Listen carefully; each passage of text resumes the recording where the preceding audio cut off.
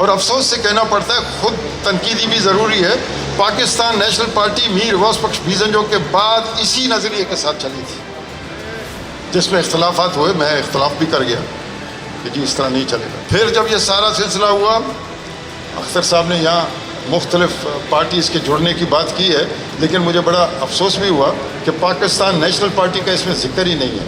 حالات بہت گمبھیر ہونے والے ہیں، حالات بڑے مسائل پیدا کرنے والے ہیں، جب تک ہم یونائٹ نہیں ہوں گے کچھ نہیں ہوگا۔ یونٹی کرنی چاہیے، لیفٹ ڈیموکریٹک سیکولر فورسز کی یونٹی کرنی چاہیے۔ سوشلزم کا راستہ تو بہت دور ہے ابھی تو اگر آپ ایک secular democratic anti imperialist anti feudal state بھی کھڑا کر سکے، اس سے بڑا انقلاب اور کوئی نہیں ہے۔ جا کے گھیراؤ کرتا ہے ادھر اسلام آباد کا، گالیاں دیتا ہے، ججوں کو بھی گالیاں، اس کو بھی گالیاں، اس کو بھی گالیاں، ان کو پیسے دے کے ادھر سے اٹھایا جاتا ہے۔ مجھے یہ غداری بالکل فخر سے تسلیم کرتا ہوں، اگر آپ مجھے غدار کہیں میں ہوں۔ میں اس ریاست کو بدلنا چاہتا ہوں، اس ریاست کے اس قانون کے اس آئین کے ماتحت میں نہیں رہنا چاہتا۔ کم از کم ایک ایسا جمہوری سیکولر ڈیموکریٹک سوشلسٹ سیاست جس میں ہم سب برابر کے ہوں شہری۔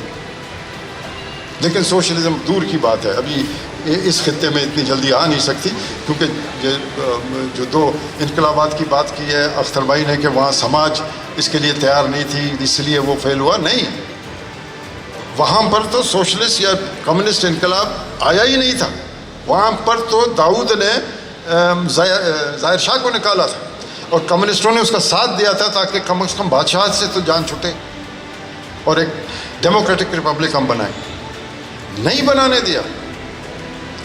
اگر آپ وہ کتاب پڑھیں گے کرٹیکل ماس، اس میں صاف لکھا ہے کہ بھئی ان کو اتنا تنگ کرو کہ روس خود آ جائے اور روس کے خلاف ہم مسکیٹو وار کریں، اس کو تنگ کریں، کبھی یہاں ڈسیں کبھی یہاں ڈسیں تاکہ وہ بھاگ جائے۔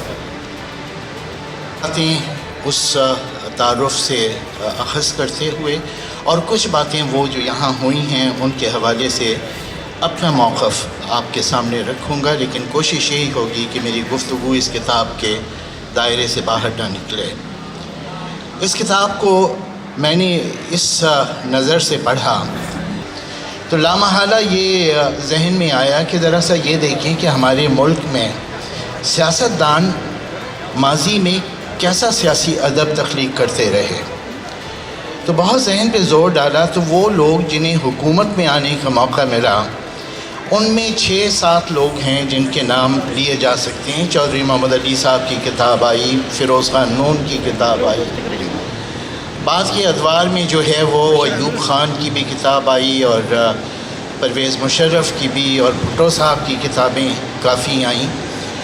ان میں پرویز مشرف اور ایوب خان کی کتابوں کے بارے میں ساری دنیا جانتی ہے کہ وہ گھوسٹ ریٹن کتابیں تھیں، اور ان دونوں فوجی حکمرانوں میں ایک قدر مشترک یہ تھی کہ مبینہ طور پر ایوب خان کی کتاب جن صاحب نے لکھی تھی، پرویز مشرف کی کتاب ان صاحب کے صاحبزادے نے لکھی۔ تو یہ گھوسٹ کتابیں بھی ہیں ہمارے پولیٹیکل لٹریچر میں۔ بھٹو صاحب کے بارے میں میرے خیال میں سب جانتے ہیں کہ انہیں خود بھی لکھنے کا شوق تھا اور وہ ڈکٹیشن کے ذریعے سے بھی لکھواتے تھے، اور ان کا جو ڈکشن ہے وہ پہچانا جاتا ہے ان کی تحریروں میں، اور کئی کتابیں انہوں نے اس طرح سے لکھی۔ باقی زیادہ تر سیاستدانوں کی کتابیں جو ہیں جو اقتدار میں رہے ہیں وہ گھوسٹ ریٹن کی کتابیں تھیں۔ جو دیگر سیاستدانوں کی کتابیں ہیں جو حکمران نہیں رہے، ان میں آپ کو دائیں بازو کے بھی سیاستدان ملیں گے، بائیں بازو کے بھی ملیں گے، لیکن بائیں بازو کے سیاستدانوں نے بہت لکھا ہے۔ اور میں ایک سوچنا شروع کیا تو سجاد ظہیر کا نام ذہن میں آیا، صوبو گیان چندانی صاحب کا نام آیا، حیدر بخش جتوئی، بہت سے کتابچے انہوں نے لکھے، اور ابھی ہم نے ان کے سارے کتابچے یکجا کیے ہیں تو کوئی 700-800 صفحے کی کتاب وہ بھی بن رہی ہے۔ سبت حسن صاحب ہیں، سیار اسلم، میجر اسحاق، پھر سردار شوکت علی، اجمل خٹک، گل خان اسیر، ڈاکٹر حسان، ڈاکٹر لال خان۔